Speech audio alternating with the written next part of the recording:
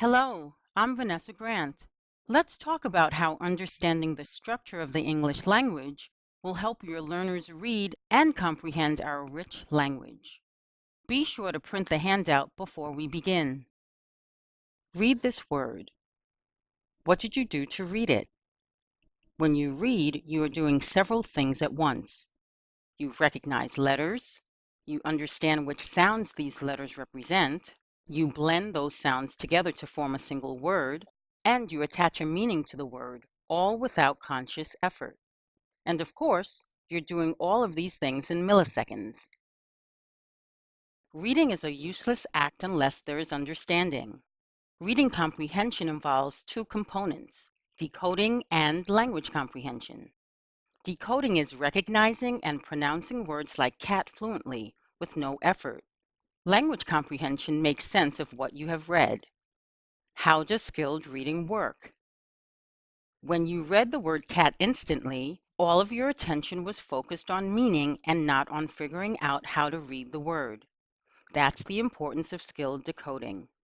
As you quickly read the word cat, you didn't think about the letters and sounds in the word. You probably just pictured some type of feline creature.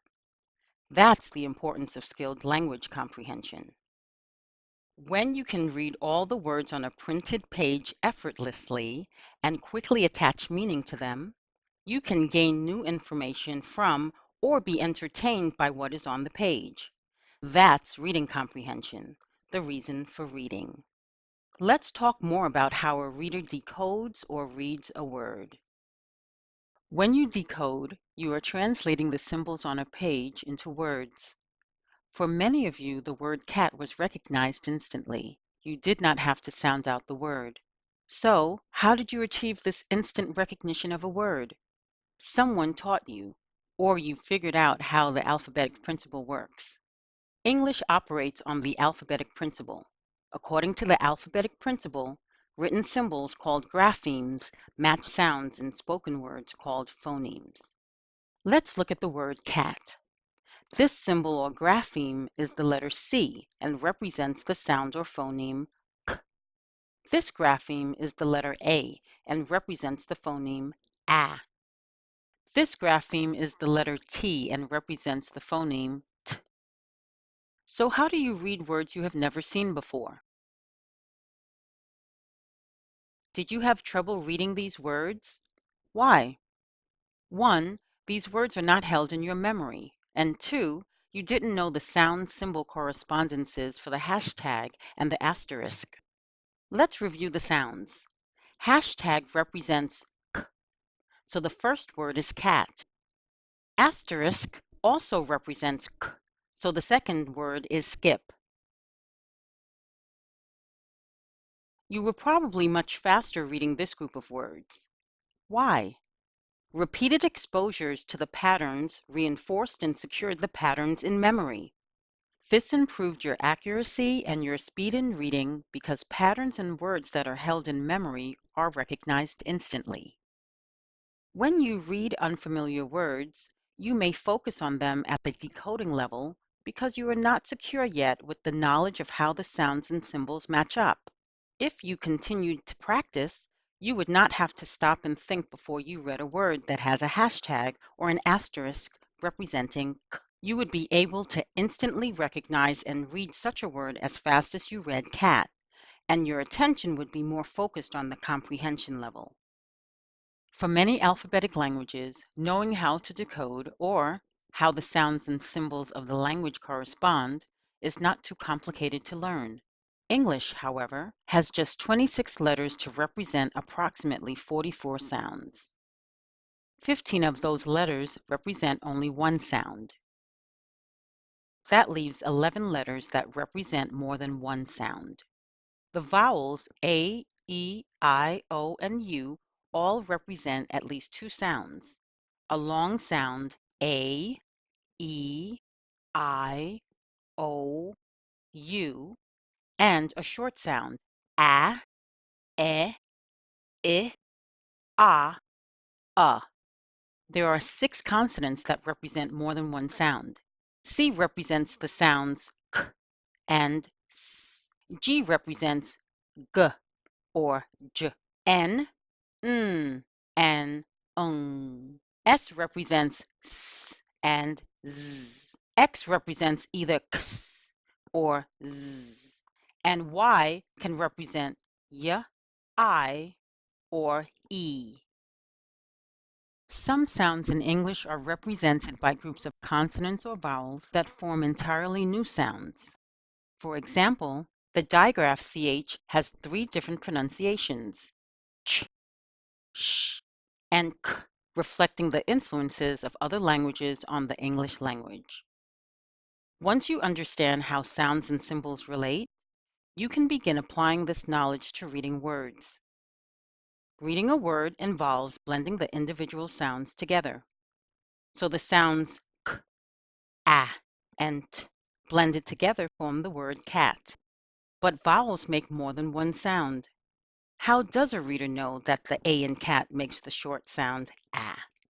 To determine how to correctly read and pronounce the vowels in a word, it is helpful to know the 6 syllable types in the English language.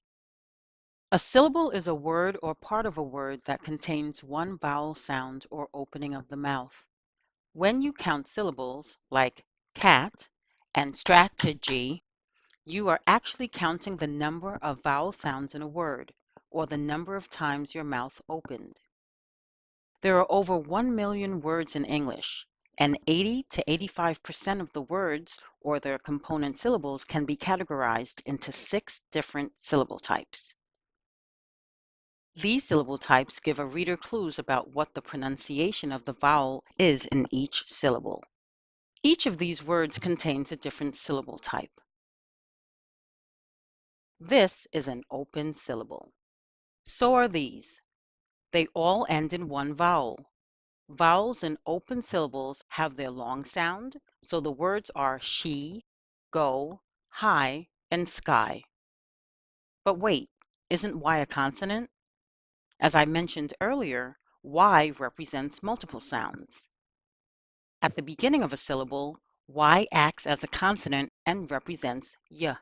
Elsewhere in a syllable, Y acts as a vowel and represents either I or E.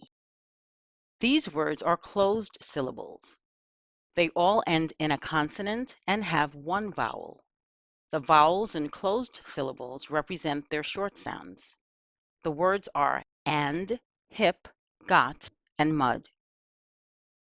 Vowel consonant E syllables have one vowel, one consonant, and a final E. The vowel is long and the final E is silent. These words are pronounced nose, cake, theme, and cube. These words are vowel R syllables.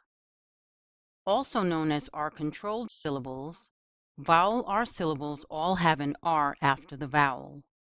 Vowel R syllables have their own category separate from closed syllables because R does something unexpected to the vowel sound. ER, IR, and UR all represent AR represents R, and OR, OR, except in unaccented syllables when they both represent These words are vowel pair syllables. You might have heard the saying, when 2 vowels go walking, the first one does the talking. Only 45% of vowel pairs represent the sound of their first vowel, making it best to learn them individually. Now you might be looking at this list and thinking, you already told me about Y sometimes being a vowel, but what's with W? W acts as a vowel when it immediately follows another vowel. After all, it is a W. These words have a final stable syllable. They are called final because they always come at the end of the word, and stable because the pronunciation and spelling of these syllables never changes. Here are some other final stable syllables.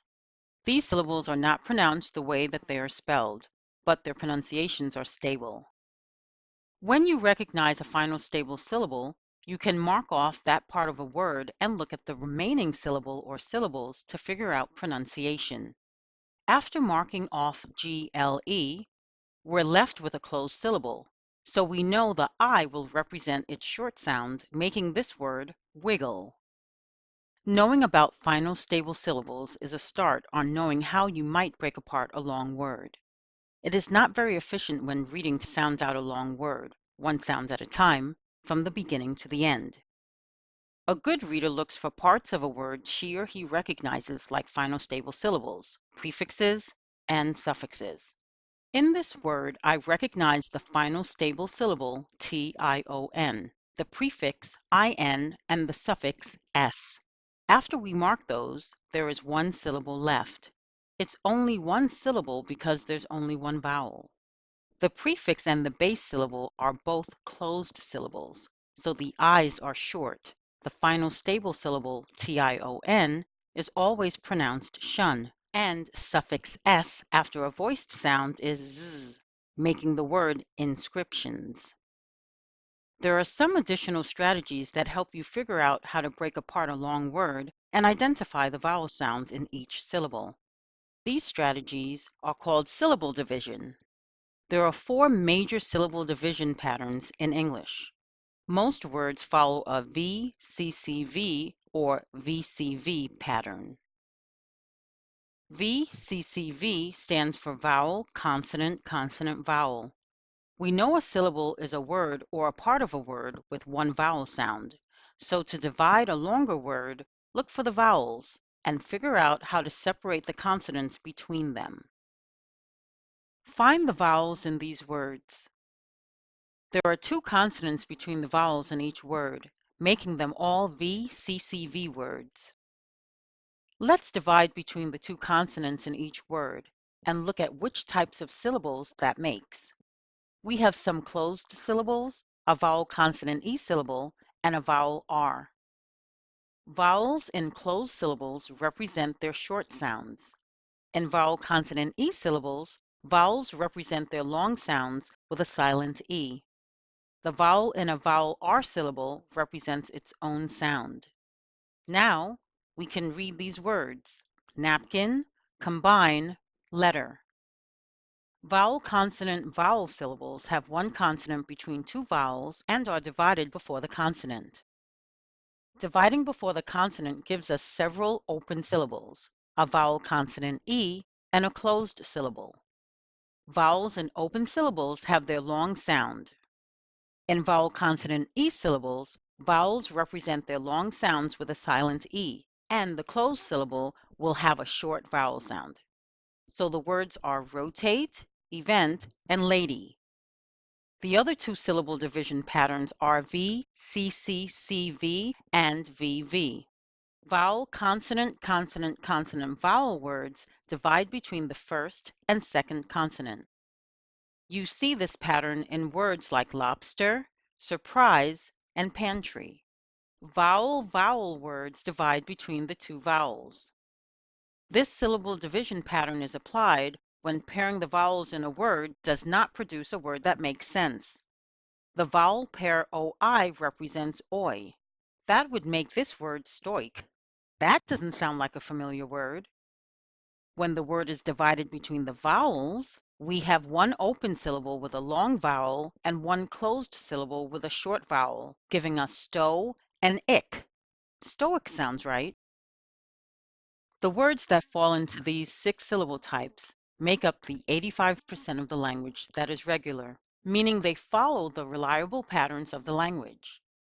If you are familiar with prefixes, suffixes, roots, and word origins, then the percentage of words that are regular goes up to 90%. Now you may be thinking that these patterns of the English language are not very relevant because you've thought of many words that don't fit. Those words are irregular words and make up only 10% of the language. An irregular word does not follow a reliable pattern of a language and must be memorized. The pronunciation of many of these words shifted over time, and their spelling matches the original pronunciation. Irregular words must be memorized because they do not follow reliable patterns and cannot be sounded out. Many irregular words are high-frequency words. They recur frequently in reading. When we hold these words in memory, they are instantly recognized and comprehended. Now that you know how to decode the English language, you'll never feel like this again. Thanks for watching. You can find out more about the structure of language at nyhouse.org.